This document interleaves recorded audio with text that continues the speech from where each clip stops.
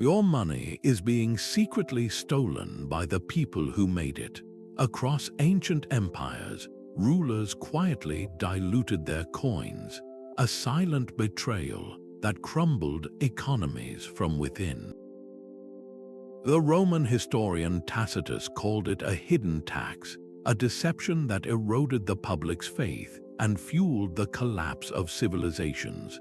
This journey uncovers the precise methods of coin debasement, the societal chaos it unleashed, and its startling echoes in our modern financial world. You will gain a profound understanding of why economic trust is so fragile and how its breakdown can topple entire societies. How did a Roman soldier not notice his silver pay was turning to copper? And why would a powerful empire risk such a dangerous game?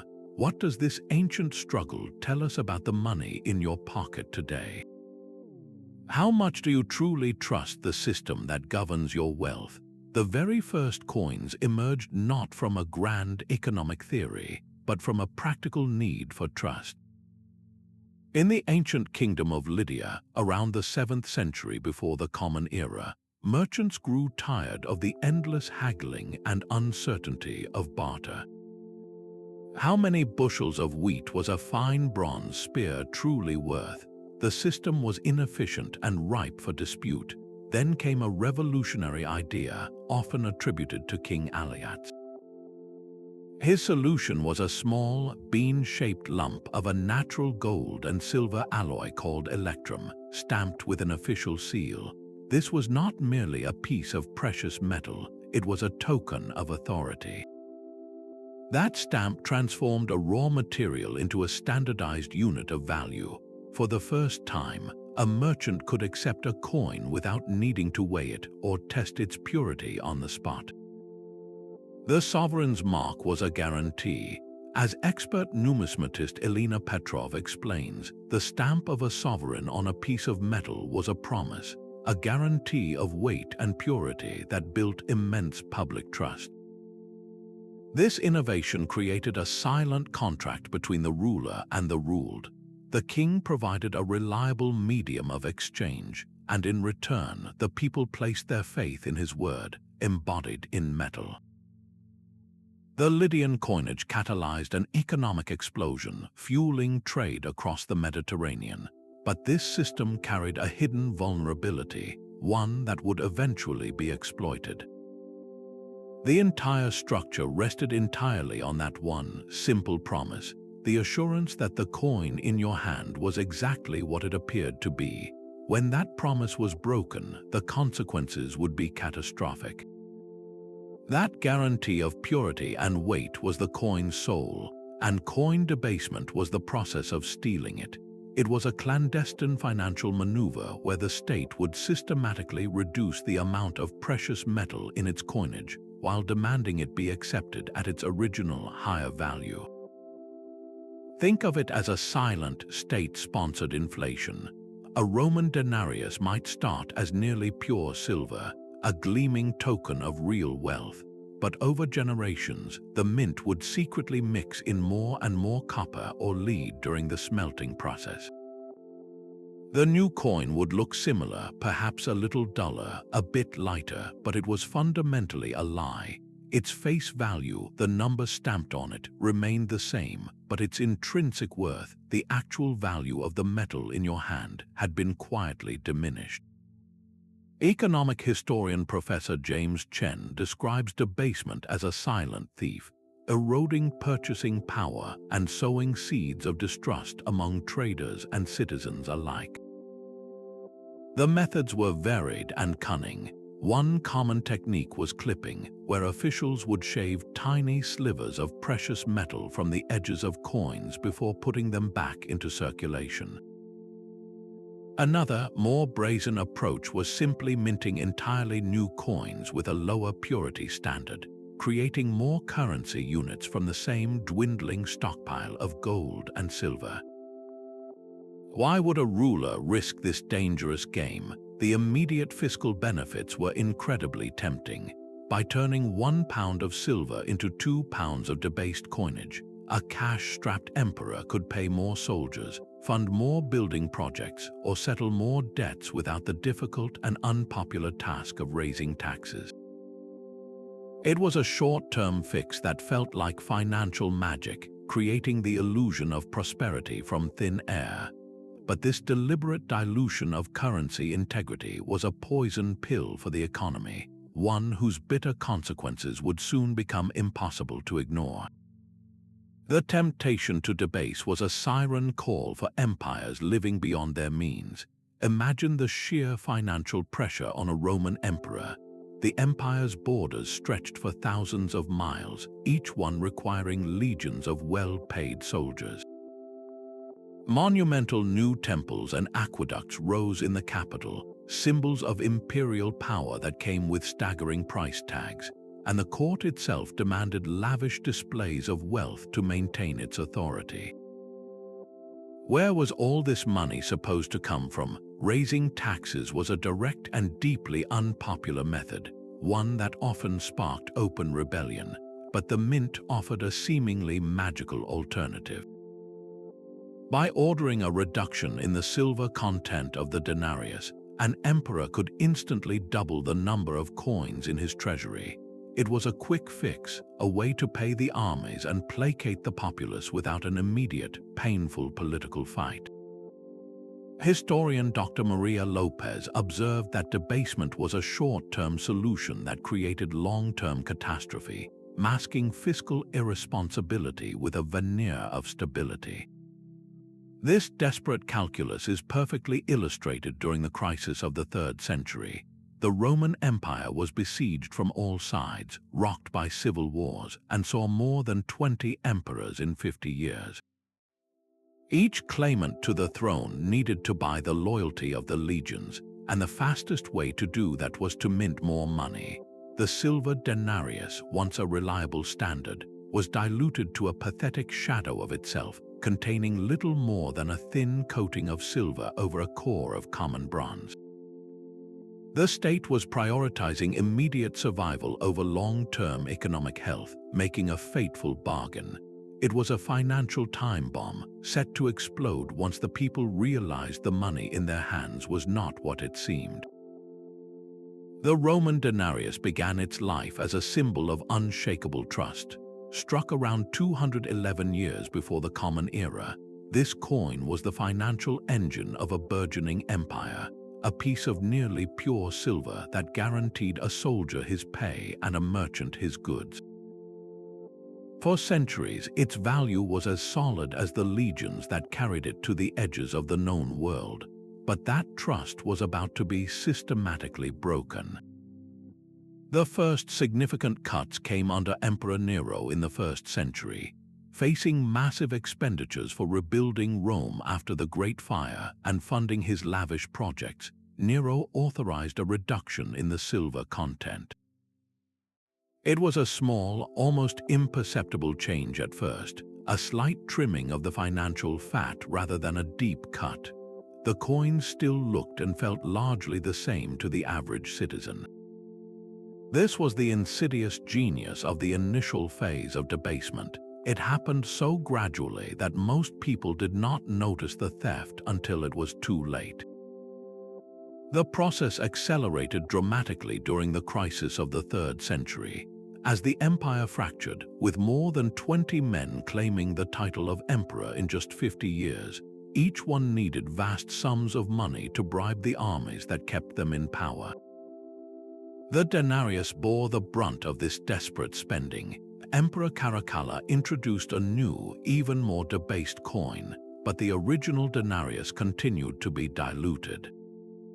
By the middle of the 3rd century, the silver content had plummeted to less than 50%. What was once a solid silver coin was now mostly copper, with just a thin silver wash to give it a deceptive shine. Now picture the moment of truth for a Roman legionary. He reaches into his purse and pulls out his salary, a handful of these pale imitations. He tries to buy a loaf of bread or a measure of wine, only to find the prices have soared. The merchant, no fool, can see and feel the inferior metal. He demands more coins for the same goods. The soldier's pay, in real terms, has been slashed. His anger is not just about economics, it is a profound sense of betrayal.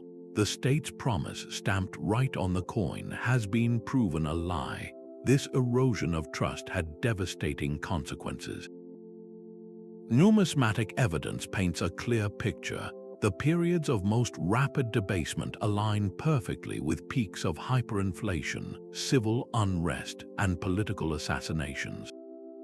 As the coins became cheaper, emperors had to mint them in ever greater quantities to pay for the same things, flooding the economy with bad money. People began hoarding the older, purer denarii, following Gresham's law where bad money drives out good. This further strained the system as the only trustworthy currency disappeared from circulation.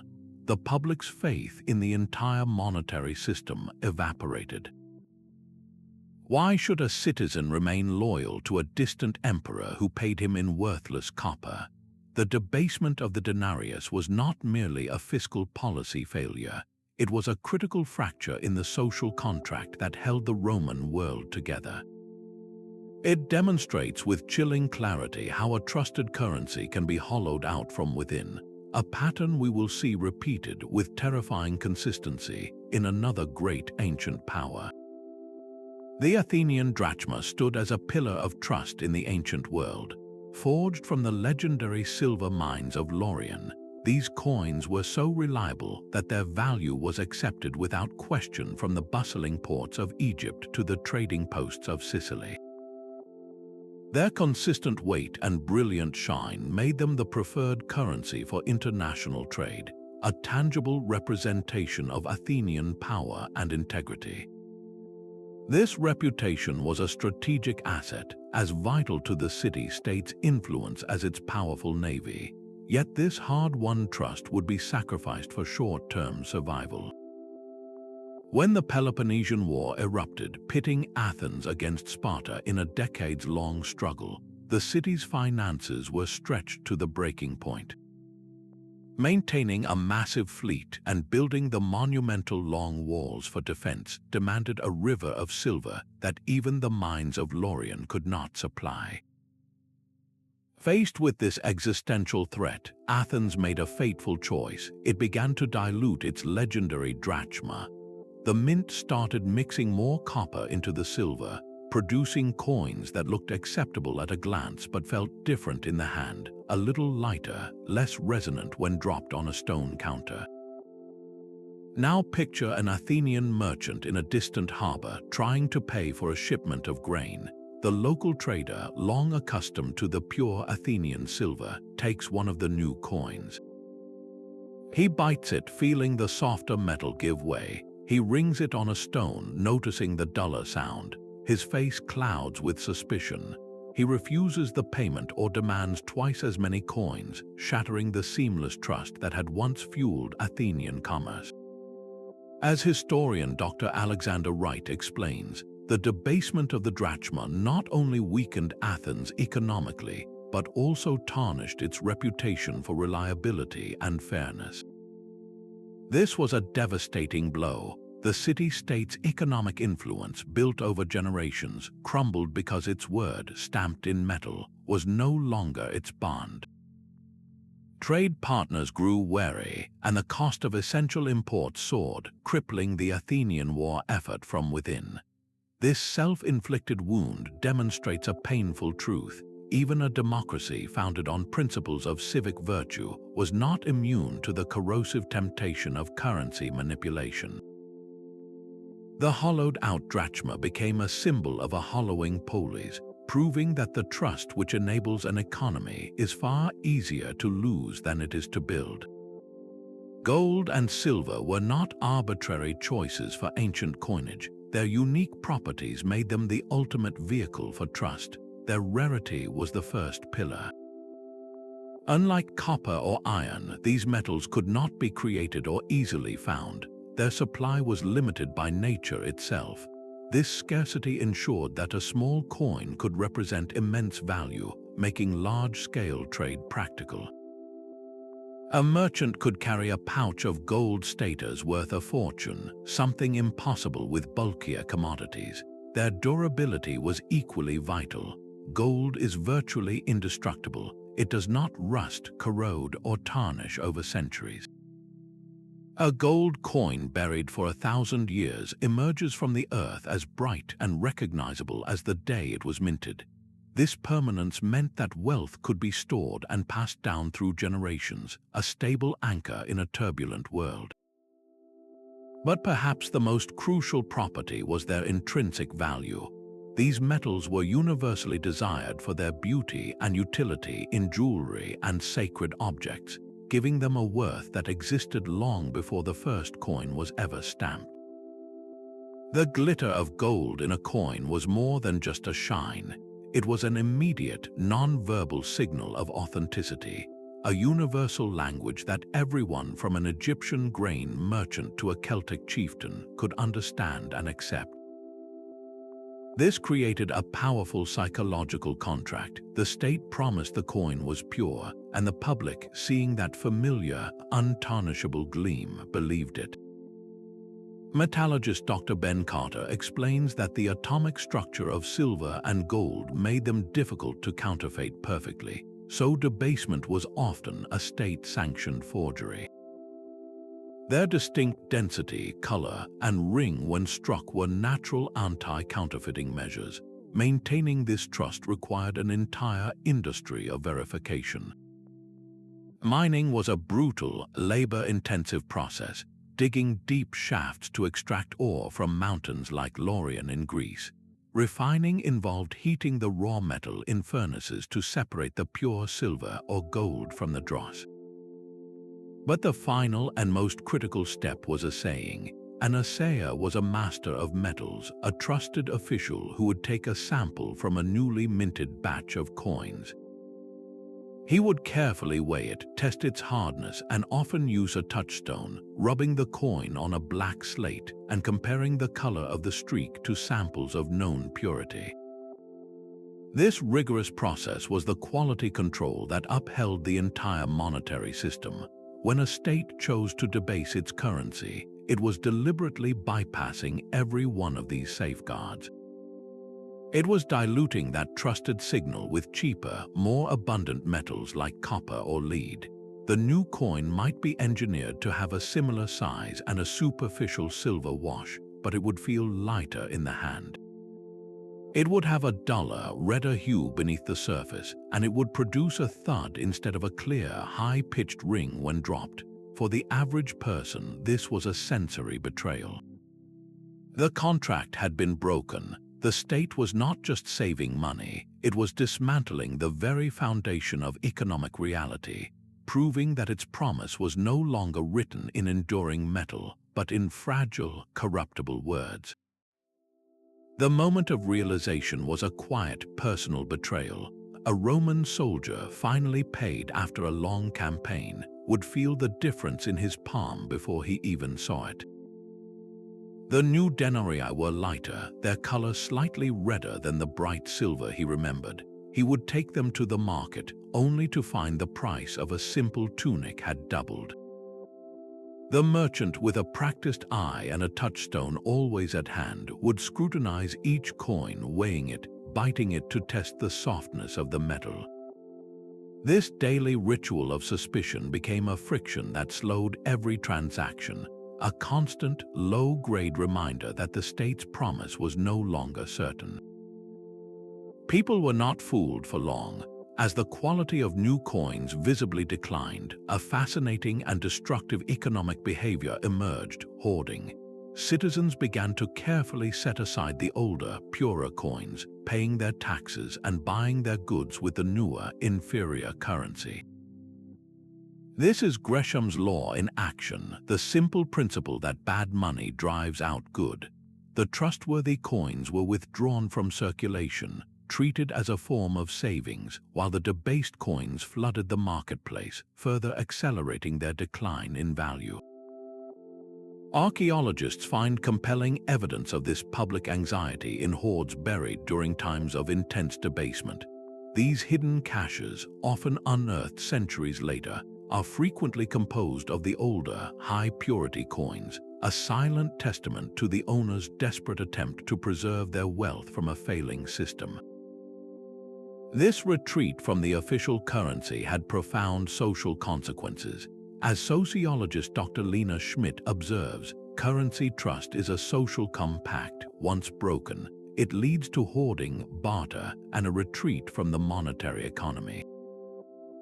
When people lose faith in coins, they revert to older, less efficient forms of exchange. A farmer might refuse to sell his grain for what he considered worthless metal, demanding instead to be paid in tools, cloth, or livestock. This collapse into a barter economy strangled commerce, making it incredibly difficult to conduct business over any distance. The intricate web of trade that sustained the empire began to fray. The unspoken contract between the citizen and the state had been shattered, and the economic chaos that followed was a direct result of that broken trust. This loss of confidence did not just make life more inconvenient, it set the stage for a far more dramatic and visible collapse, a tidal wave of inflation that would wipe out savings and destabilize the very foundations of society. The silent theft of a coin's value never stayed silent for long in the marketplace. As the treasury flooded the economy with debased denarii, the real world responded with brutal simplicity. Prices began to soar. This was the inevitable consequence of creating more currency units without creating more goods to buy with them. The fundamental equation of the economy was thrown out of balance. Too much money was now chasing too few goods. A loaf of bread that cost 1 pure silver denarius might, within a generation, cost 10 of the new copper-filled coins. For the average Roman, this was not an abstract economic theory, it was a daily catastrophe. Wages, especially for soldiers and laborers, failed to keep pace with the exploding cost of living. A soldier's entire salary might now barely cover his family's rent and food, erasing any hope of saving or improving his station. The poor and those on fixed incomes were crushed completely, their meager resources rendered worthless by a force they could not see or control. Economist Dr. Rahul Kapoor clarifies that ancient inflation was a silent tax on the populace, reducing real wages and destabilizing the entire economic structure. This was a tax far more insidious than any official levy because it was collected invisibly with every transaction, steadily draining the wealth from every pocket. We can see this crisis etched into history through surviving records. In Roman Egypt, papyri detailing the price of wheat show a staggering increase of over 1,000% during the worst periods of debasement in the 3rd century. The situation grew so dire that Emperor Diocletian was forced to issue his famous edict on maximum prices in 301. This was a desperate, sweeping attempt to use imperial decree to cap the cost of thousands of goods and services, from a single egg to a lawyer's fee. The edict itself admitted the cause, blaming the avarice of merchants, but the root was the state's own avarice in debasing the coinage. The law was unenforceable and ultimately failed, but it stands as a stark monument to the inflationary chaos that coin debasement unleashed. This economic distress did not just mean empty stomachs, it meant boiling anger. When a farmer could no longer afford to feed his family despite a good harvest, or a soldier felt his honor insulted by worthless pay, their frustration sought a target. That target was often the state itself, the very authority that had broken its most fundamental promise. A Roman emperor's face on a coin was meant to be a symbol of power and stability, but as the denarius turned to copper, that portrait became a mask of deceit. This betrayal of economic trust did not just empty pockets, it filled hearts with a rage that could topple thrones. When a family's life savings vanished not through war or famine, but through the silent dilution of the currency, their despair turned outward, seeking a target. The state which had orchestrated this theft became the obvious enemy. Across the late Roman Empire, this economic despair ignited social explosions. In Gaul and Hispania, a series of peasant revolts known as the Bagadi flared up. These were not invasions by foreign armies, but internal uprisings of farmers and rural workers who had been crushed by a double burden: heavy taxes demanded in sound currency and a salary paid in worthless metal. They took up arms against the very system that had economically dispossessed them. The portrait of the emperor on their coins, once a guarantee, was now a provocation. Political scientist Dr. Olivia Tan observes that monetary stability is a pillar of political legitimacy. Its collapse can accelerate regime change. This loss of legitimacy was a fatal wound. Emperors who debased the currency to fund their armies often found that the very soldiers they were paying grew restive and mutinous when their pay could not buy enough food for their families. Political fallout was swift and brutal. The final century of the Western Roman Empire was a chaotic parade of short-lived rulers, many assassinated by their own guards or toppled by rival generals. This was not merely a string of bad luck. It was the direct consequence of a bankrupt state that could no longer secure the loyalty of its people or its military. The connection between a debased coin and a broken empire is not just theoretical, it is a chain of cause and effect. The money had failed, and in failing, it pulled down the entire political structure that relied on it. This catastrophic pattern forced later societies to confront a daunting question: could a shattered monetary system ever be pieced back together? The broken trust could not be ignored forever. Even in the midst of chaos, some rulers recognized the existential threat of a worthless currency and launched bold, last-ditch efforts to restore it. Emperor Aurelian, who seized power in the 270s, inherited an empire in fragments, its finances in ruins. He understood that to reunite Rome, he first had to restore faith in its money. His reform was radical and direct. He introduced a new, higher purity silver coin, the Antoninianus, and backed this monetary reset with brutal force. He besieged the city of Rome itself to crush a rebellion of mint workers and corrupt officials who had grown fat from profiting off the very debasement that was crippling the state.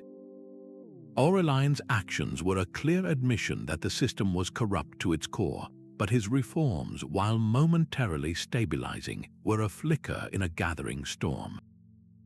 The empire's economic foundations were too damaged, and the sheer scale of reminting the entire currency was a logistical nightmare. As historian Dr. Samuel Jones notes, reform attempts were often too little, too late, as trust, once lost, is incredibly difficult to regain. A more successful and enduring example came from the Eastern Roman, or Byzantine, Empire centuries later. Emperor Anastasius I, ruling around the year 500, implemented a comprehensive and brilliantly simple reform. He introduced a new large copper coin, the Follies, with clear, bold markings indicating its denomination. This wasn't a secretive adjustment. It was a transparent reboot of the entire small change system, designed for clarity and easy recognition. The public, no longer forced to guess at the value of a handful of worn, anonymous coppers, embraced the new money. Anastasius' system was so well designed that it became the bedrock of Byzantine currency for centuries, providing the economic stability that helped his half of the empire survive long after Rome fell. Why did Anastasius succeed where Aurelian had only managed a temporary fix? The answer lies in the depth of the crisis and the nature of the solution. Aurelian was fighting a fire that had already consumed the house, using violence to impose a standard that the state could no longer afford to maintain. Anastasius, ruling a more stable realm, built a new, understandable system from the ground up, prioritizing public comprehension over imperial fiat. Both emperors, however, shared the same profound realization that the survival of the state was inextricably linked to the integrity of the coin in a citizen's hand. Their struggles reveal a timeless truth that rebuilding trust is a far greater challenge than breaking it, a challenge that would eventually demand not just political will but technological innovation. While the state was busy diluting its own currency, a shadow industry was thriving in back alleys and hidden workshops. Private counterfeiters seized the opportunity created by official debasement, flooding the markets with coins that were even more fraudulent. They would acquire the already weakened official currency, melt it down, and mix in vast quantities of base metals like lead or copper. From this adulterated sludge, they would strike new coins, expertly crafted to look exactly like the emperor's own. The result was a cascade of forgeries that made the state's debased coins seem almost trustworthy by comparison. Forensic archaeologist Dr. Hannah Lee states, "Counterfeiting in antiquity was a high-stakes game that amplified the economic damage of official debasement." The methods were ingenious and varied. Some counterfeiters used simple casting, pouring molten metal into clay molds. Others employed a more deceptive technique called plating, where they would create a core of cheap iron or copper and then coat it with a thin, convincing layer of silver or gold. To the average person, the sheer variety of coins in circulation, all with different weights and compositions, created a paralyzing uncertainty. How could you know if the coin a merchant gave you as change was real, officially debased, or an outright fake? This blurred line between legitimate and illegitimate currency made every transaction an act of faith, further strangling commerce. The penalties for getting caught were severe and brutal, designed to serve as a public deterrent. A convicted counterfeiter in the Roman Empire could face being burned alive, fed to beasts in the arena, or condemned to forced labor in the deadly mines. Yet the potential profits were so enormous that many were willing to risk this gruesome fate. The prevalence of this illegal activity did more than just steal wealth from individuals. It delivered a final, shattering blow to public confidence. If you could not trust the coin in your hand, and you could not trust the state that minted it, then who or what was left to believe in? This complete erosion of trust in the monetary system was a symptom of a far deeper sickness, a collapse of faith in the institutions that were supposed to provide order and stability. A coin is more than a piece of metal, it is a vessel for our collective belief. This psychological trust is the invisible architecture that holds an economy together, built on the twin pillars of state authority and unbroken tradition. For a Roman citizen, the emperor's face stamped on a denarius was not just a political symbol, it was a sacred guarantee, a tangible piece of a divine order that promised the coin in your hand would be accepted by your neighbor, your merchant, and your government. Debasement was a psychological manipulation of the highest order. It carefully preserved all the outward triggers of trust, the familiar portrait, the official stamp, the recognizable size and shape, while surgically removing the core substance that gave the coin its real worth. The system relied on cognitive inertia, on our deep-seated reluctance to question what has always worked. Behavioral economist Dr. Felix Weber describes money as a collective illusion and notes that debasement is the moment people start to see the strings and pulleys behind the curtain. This is why the public was so slow to react. Two powerful cognitive biases were at play. The endowment effect is our tendency to overvalue something simply because we already own it. A purse full of denarii felt valuable because it had always been valuable, creating a mental inertia against accepting their sudden worthlessness. Coupled with this is the status quo bias, our preference for the current state of affairs. Admitting that the emperor's money was fake meant accepting that the entire world order was unstable, a psychologically terrifying leap. So people clung to the illusion, accepting slightly worse coins for a little while longer, hoping the system would correct itself.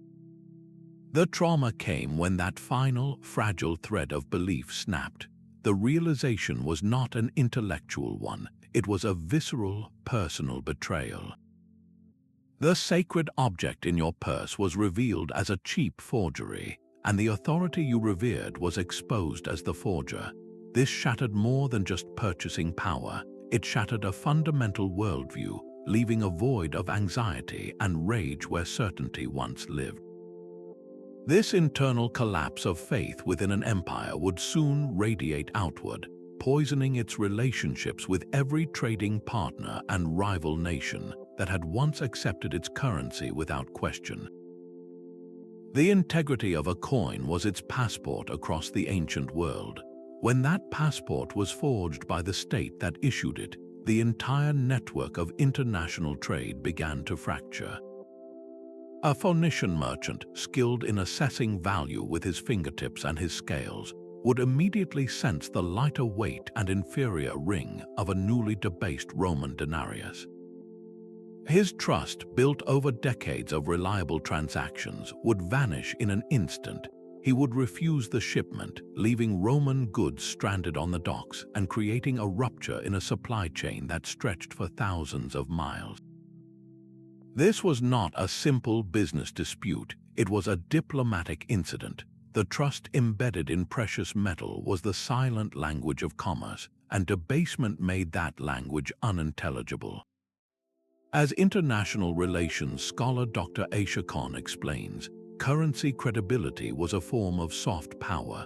Losing it could isolate an empire economically and politically. A state that could not guarantee its money was seen as unreliable in every other aspect, from honoring treaties to supplying allies. This collapse of confidence forced trading partners to take protective measures. Neighboring kingdoms and rival empires, fearing the economic contagion, might suddenly demand payment only in pure Attic drachmas or Persian gold darics, effectively freezing the debasing power out of key markets. In some regions, merchants abandoned coinage altogether, reverting to cumbersome but trustworthy barter systems, trading amphorae of wine directly for sacks of grain. This retreat from a monetary economy shrank trade routes and made long-distance commerce a risky, inefficient endeavor. The political consequences were just as severe. Alliances built on regular tributes or military subsidies would strain to the breaking point when the payments were made in currency everyone knew was worthless. A client king receiving a chest of debased silver to pay his soldiers would feel more insulted than supported, his loyalty severely undermined. The economic betrayal reverberated outward, damaging diplomatic ties and reshaping the geopolitical landscape. The ripples of a single bad coin could eventually wash up on distant shores, proving that a currency crisis was never contained within one nation's borders. This international breakdown leaves behind a clear trail for archaeologists to follow, a story of economic collapse written not in scrolls but in the scattered metal itself. The physical proof of this economic betrayal lies buried in the ground, waiting to tell its story.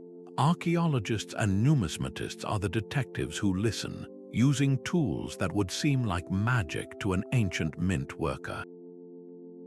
In a modern laboratory, a coin from the reign of Augustus is placed under a device called an X-ray fluorescence analyzer.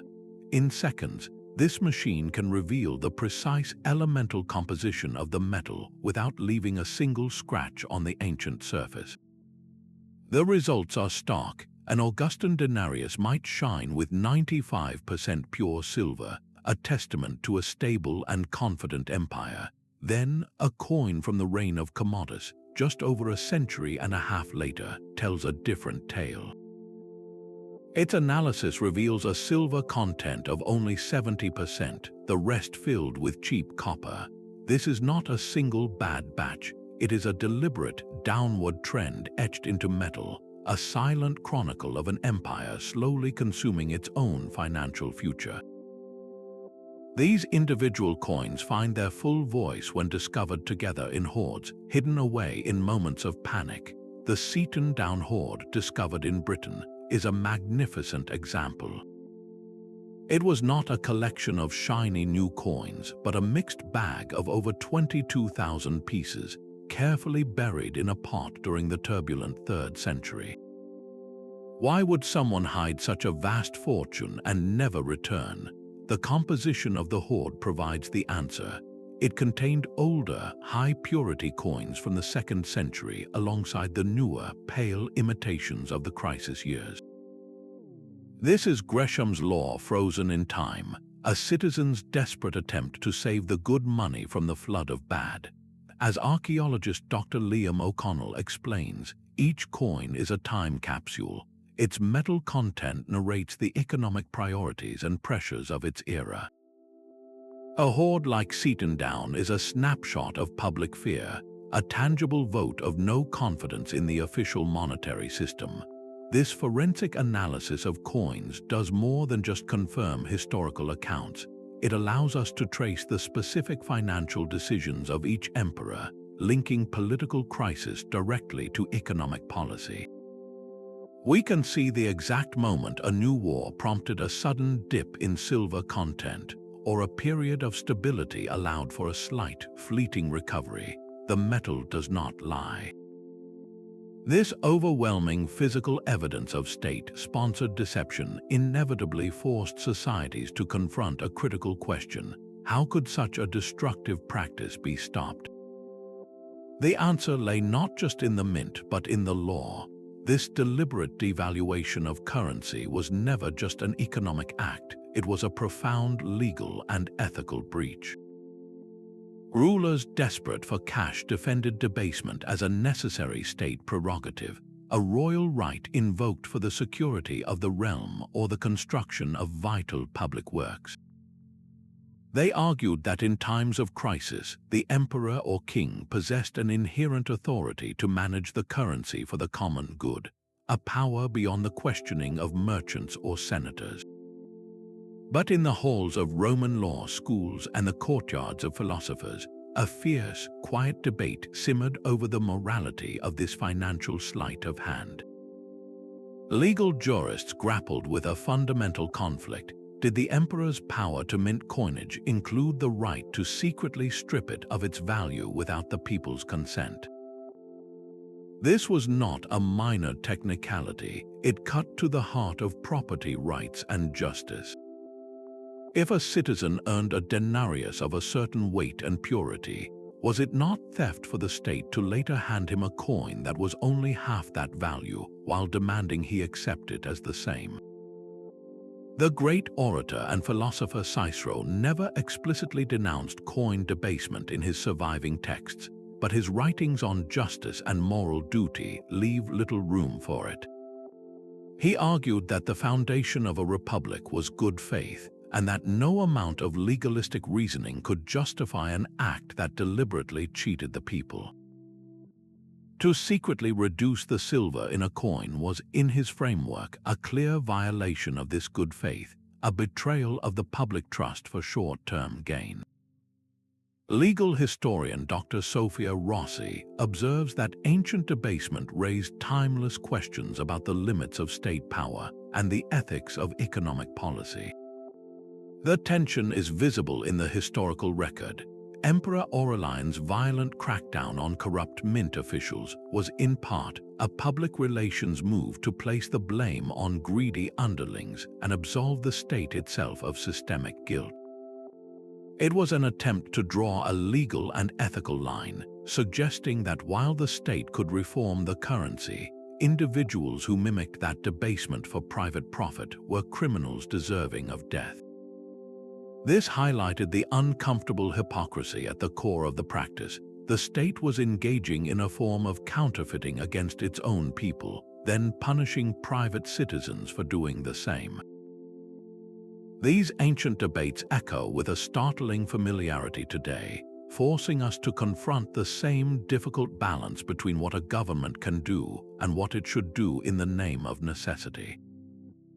The echoes of ancient mints can be heard in the hum of modern printing presses, while governments no longer shave edges from coins or mix silver with copper. The fundamental temptation to create more currency from nothing remains a powerful force. Today, the process is more digital and complex, but the outcome can feel eerily similar: a gradual erosion of the money in your pocket.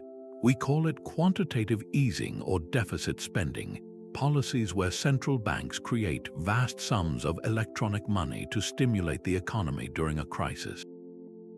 This is not a physical dilution, but a numerical one, flooding the financial system with new currency units. Economist Dr. Noah Friedman draws a stark parallel, noting that the mechanism may differ, but the outcome, loss of purchasing power and trust, is hauntingly familiar. The ancient Roman who found his denarius bought less bread is a direct ancestor of the modern worker whose paycheck buys less gasoline or groceries, despite the number on the paycheck being larger. The most extreme example of this modern debasement erupted in the Weimar Republic of Germany. In the early 1920s, to pay crippling war reparations, the government resorted to printing money on an unimaginable scale. The result was a hyperinflation so severe that people needed wheelbarrows full of banknotes to buy a single loaf of bread. At its peak, prices doubled in a matter of hours. Life savings, pensions, and the value of labor were wiped out overnight. The paper money became literally cheaper than firewood, and citizens burned it to heat their homes. This was not a slow, secretive debasement, but a spectacular public collapse of trust that paved the way for political extremism.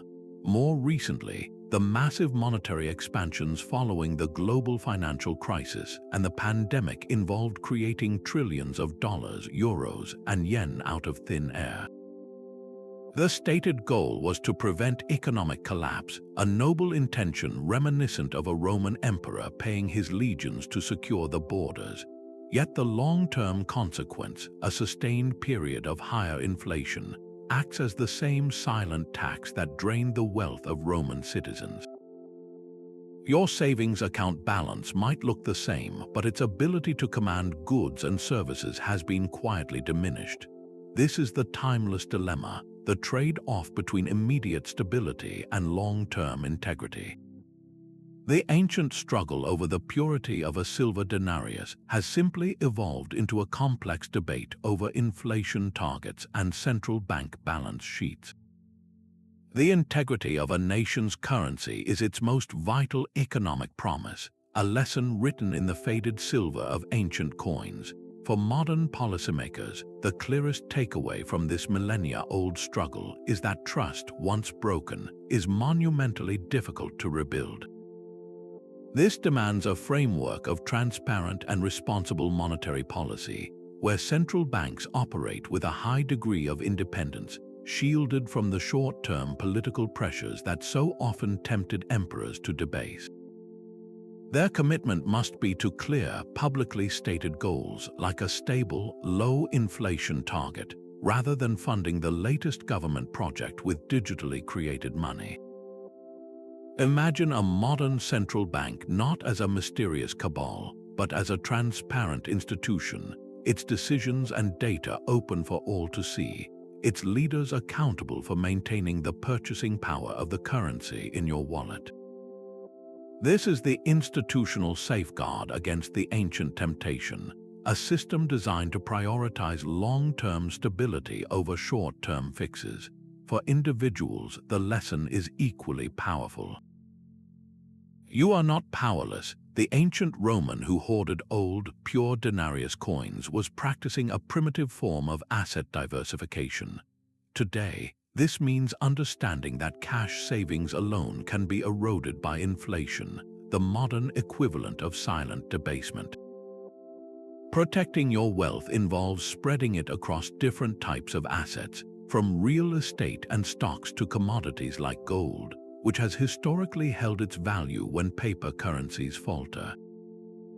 Financial historian Dr. Isabella Chen advises that history teaches us that currency stability is not a given. it requires vigilance and integrity from those in power. This vigilance is a shared responsibility. For governments, it means upholding the integrity of their institutions. For citizens, it means pursuing financial literacy, understanding inflation risks, and making informed choices.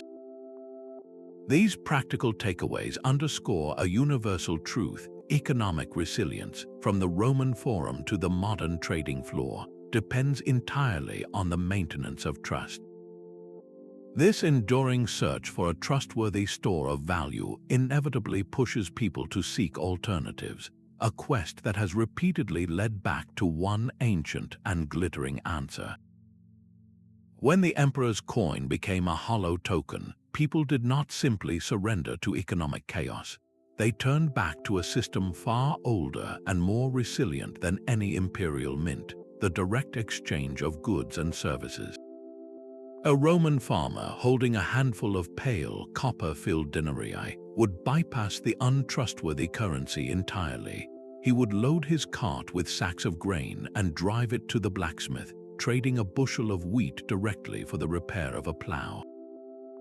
This was not a step forward, but a necessary step back into a barter economy, a world where value was measured in tangible, useful things: a bushel of wheat, a bolt of cloth, a day's labor, or a healthy goat. While inefficient for a complex empire, this system provided a crucial lifeline, allowing local communities to survive when the central government's financial promises evaporated. But barter was not the only answer. Across the globe, societies facing monetary collapse engineered their own forms of money. In ancient China during the Han Dynasty, when metal became too scarce, officials experimented with currency made from stamped deer leather. These pieces were lightweight, difficult to counterfeit privately, and held value because the state accepted them for tax payments. Across the ocean, indigenous nations in North America used meticulously crafted shell beads, known as wampum, not merely as decoration but as a formal medium of exchange and a record of agreements. Economic anthropologist Dr. Kenji Tanaka observes that barter and alternative currencies are resilience mechanisms emerging when state money fails. These were not random acts of desperation, but calculated adaptations to a vacuum of trust. They provided a temporary, localized stability, a way to keep the wheels of commerce turning, however slowly, when the official engine had ceased. This incredible human ingenuity in the face of collapse reveals a fundamental truth: people will always find a way to assign value and facilitate trade, with or without the state's permission. Yet, this very act of creating alternatives forced both rulers and citizens to become more vigilant, sharpening their senses and their tools to detect the state's deception from the very start. Every merchant and market-goer became a detective in their own right, their senses sharpened by the need to protect themselves from this silent theft. Without access to laboratories, their tools were simple, portable, and brutally effective. A small, finely balanced scale was a common sight on any market stall, used to check if a coin's weight matched its official standard. A coin that felt suspiciously light was immediately suspect. Even the human body was a tool. People would bite a coin, pressing their teeth into the metal. Pure gold and silver are relatively soft, so a genuine coin would show tooth marks, while a hardened alloy of copper or lead would not. The sound of commerce was also a tell. A legitimate silver denarius, when dropped on a hard stone counter, would produce a clear, high-pitched ring that lasted for a moment. A debased coin filled with base metals would land with a dull, muffled thud. But perhaps the most sophisticated tool was the touchstone. Envision a seasoned merchant in a bustling agora pulling a small, dark, siliceous stone from his pouch. He would rub the suspect coin across its surface, leaving a thin, metallic streak. Next to it, he would make streaks from a set of needles tipped with samples of gold or silver of known purity. By comparing the color, sheen, and texture of the streaks side by side, he could estimate the coin's true metal content with remarkable accuracy. Numismatist Dr. Grace Williams explains that these rudimentary tests were the first line of defense against currency fraud, relying on sensory cues and common knowledge. This was not specialized science, it was essential street-smart economics. Knowledge of these techniques spread like gossip along every trade route, from the silk roads of the east to the amber roads of the north. A sailor would teach a dockworker how to spot a clipped coin, who would then show a farmer what a dull ring meant. This collective, grassroots vigilance became a powerful, decentralized check on state power. It meant that no matter how convincing the emperor's portrait looked, the truth of the metal could not be completely hidden. The very fact that every citizen needed to become a part-time assayer reveals the profound daily burden of a debasing state. This universal need for financial literacy forces a deeper question. Just how much did the average person truly understand about the economic forces that governed their lives, and where did that knowledge come from? The sharp clink of a suspect coin on a merchant's stone counter was a daily lesson in practical economics. For the average Roman farmer or Greek artisan, complex monetary theory was irrelevant. Their financial literacy was forged in the marketplace through necessity. This awareness was not evenly distributed across society. A wealthy merchant importing silk from the East or a banker lending to the legions had a vested interest in understanding currency fluctuations. They were the informed elite, often gathering in guild halls or bustling forums to share vital intelligence. In these hushed conversations, seasoned traders would compare the weight and color of the latest imperial mintings, passing down hard-won wisdom about which provincial coins were trustworthy and which emperors were quietly cutting their silver with copper. Their knowledge was an oral archive, a living database of trust and suspicion built on sensory experience, not textbooks. Historian Dr. Paul Murphy confirms this, stating that economic awareness in antiquity was pragmatic, driven by necessity rather than formal instruction. For the vast majority, like peasants and common laborers, their understanding was far more visceral. They might not have understood the concept of inflation, but they felt its sting every time the price of bread rose while their wages stayed the same. Their economic education came from public announcements read in the forum, the intricate symbols on new coin designs that sometimes signaled a monetary reform, and the relentless gossip of the marketplace, where news of a bad batch of coins spread faster than any imperial edict. Temples played a surprising role as economic hubs, often functioning as secure repositories for wealth. The priests, tasked with safeguarding temple treasures, became de facto experts in assessing coin quality, and their pronouncements on currency carried a weight that blended financial advice with divine authority. This stark divide in economic literacy meant that the impact of debasement was profoundly unequal. The merchant with his network and his touchstone could protect himself, while the isolated peasant, paid in the same devalued coins, was left utterly exposed. This disparity in financial knowledge and power raises a crucial, often overlooked question. How did this economic turmoil specifically affect the women who managed households and stretched every devalued coin to feed their families? A widow in Athens clutched a small pouch of silver drachmas, her dowry and sole security after her husband's death. This was her life solidified in metal. When the city-state debased its currency to fund the war, the value of her coins evaporated without her consent. A silent financial catastrophe that disproportionately targeted women like her. In many ancient societies, women existed on the precarious edges of the formal economy. Their access to wealth was often indirect, funneled through male relatives or locked away in a dowry, a single lump sum meant to last a lifetime. A debasement did not just lower prices, it could erase a woman's entire social safety net, pushing her from respected widow to destitute dependent in a matter of months. Legal texts from Rome and Greece reveal the stark reality. Women had limited rights to own property, engage in commerce, or even control the money they brought into a marriage. An economic shock like coin debasement amplified these legal vulnerabilities, turning systemic inequality into immediate personal ruin.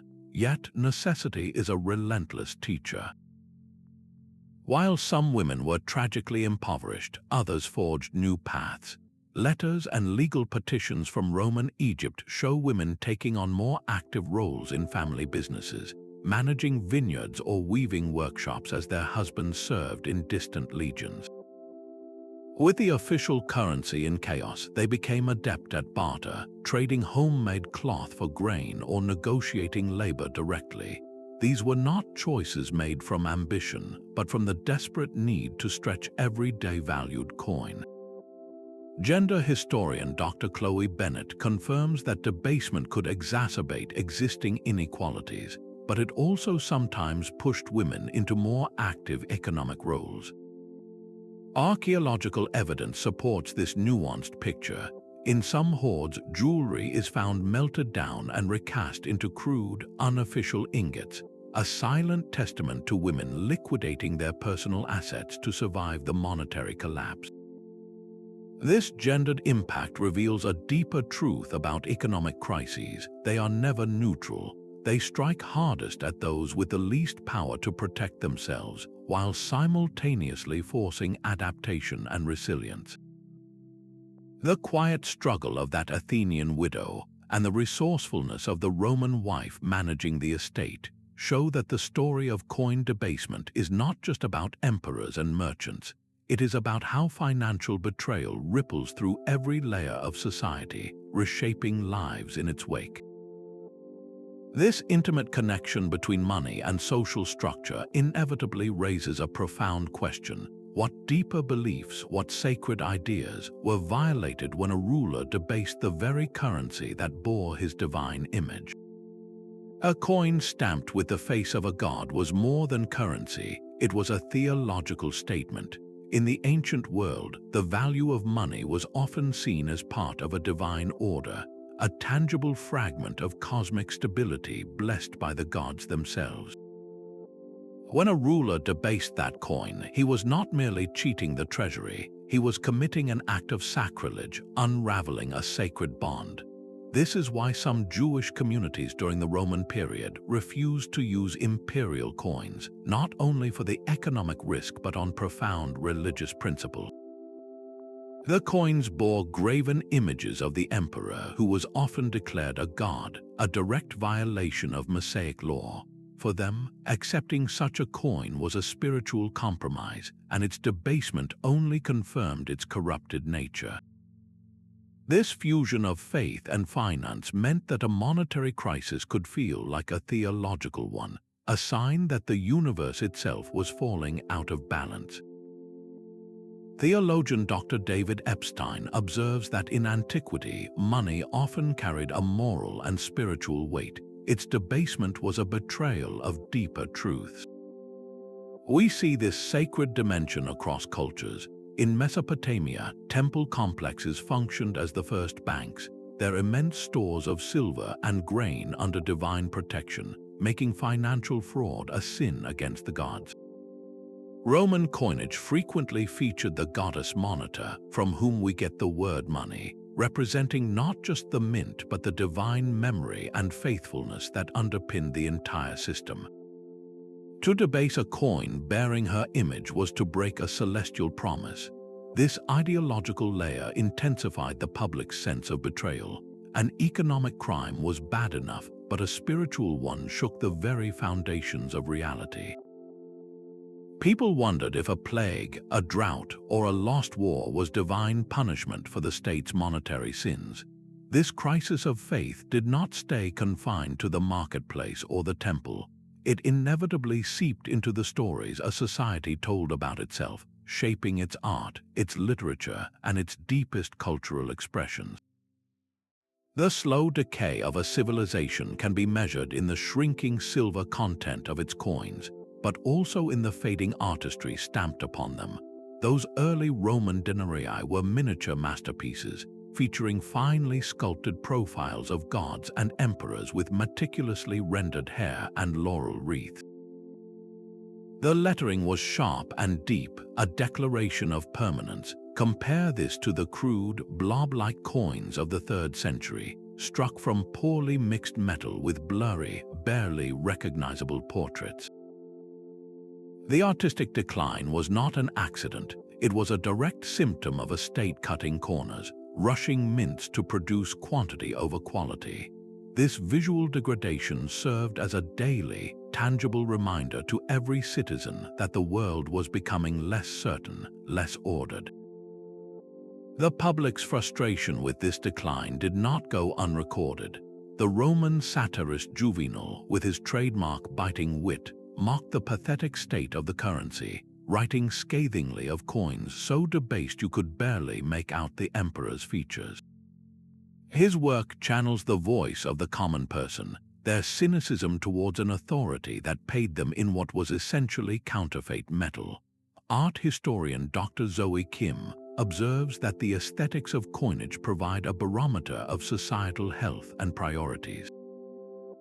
This cultural commentary extended beyond coins. On fragments of pottery used for everyday accounting, archaeologists find scratched graffiti complaining about prices or the worthlessness of new currency. These are the raw, unfiltered voices of the ancient world, a collective groan of economic distress etched into clay. Even grander art forms told the story.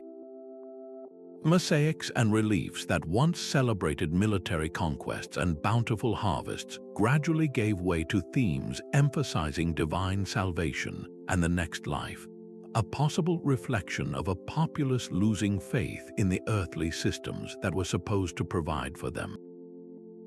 These cultural artifacts transform abstract economic data into a deeply human drama. They show us that people were not passive victims of monetary policy. They were critics, artists, and satirists who used every available medium to voice their disillusionment. This intimate link between a society's financial and cultural vitality inevitably forces us to look beyond the mint and the marketplace, to consider whether the very environment itself played a role in this grand unraveling. The mines themselves were not infinite. The steady flow of silver that powered empires could falter, not from political deceit, but from the simple, brutal reality of geology. When the rich veins in the mountains of Laurion, which had bankrolled Athenian glory, began to yield less metal, the state faced a stark choice. It could not simply wish more silver into existence. This genuine resource scarcity provided a powerful and often overlooked motive for debasement. It was not always a cynical choice, but sometimes a desperate one, born from the earth's refusal to provide. An empire's economy was a living organism, and its precious metal was the blood. Severe droughts could devastate agricultural tax revenues, while earthquakes or floods might destroy critical trade hubs, cutting off the flow of foreign gold. A collapse in a major mine was an economic heart attack, instantly draining the treasury of its most vital resource. In these crises, debasing the coinage could appear to be the only way to keep the state alive, to pay soldiers and officials when the real wealth had literally run out. Environmental historian Dr. Leo Grant clarifies that resource constraints often pushed ancient states towards debasement as a stopgap, creating a feedback loop of economic and ecological stress. This created a vicious cycle. The need for vast amounts of metal put immense pressure on the environment. To fuel the smelters that purified silver and gold, entire forests were felled for charcoal, leading to deforestation and soil erosion around mining regions. The search for new ore deposits drove mining operations deeper and into more unstable territory, increasing the risk of catastrophic collapses that could wipe out a primary metal source for a generation.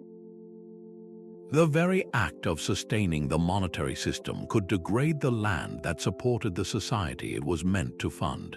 This ecological perspective forces us to see debasement not merely as a financial crime, but as a symptom of a deeper collision between imperial ambition and planetary limits. The Roman denarius grew thinner not just because of greedy emperors, but because the Spanish silver mines were becoming exhausted, because trade routes bringing gold from West Africa were disrupted, because the forests that fueled the forges were gone.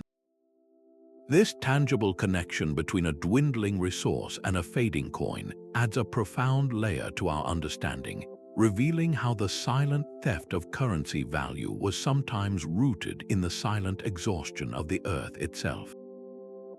This interplay between a state's financial demands and its environmental reality would echo for centuries, shaping the monetary dilemmas of medieval kings and early modern bankers. The ghost of the debased denarius haunted kings and bankers for 1,000 years.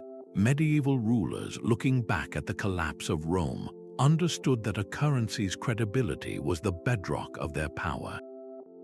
They saw how the silent theft of coin value had eroded public trust and toppled emperors, and they were determined not to repeat the same fatal error. This hard-won awareness led to concrete innovations designed to prevent state-sponsored forgery.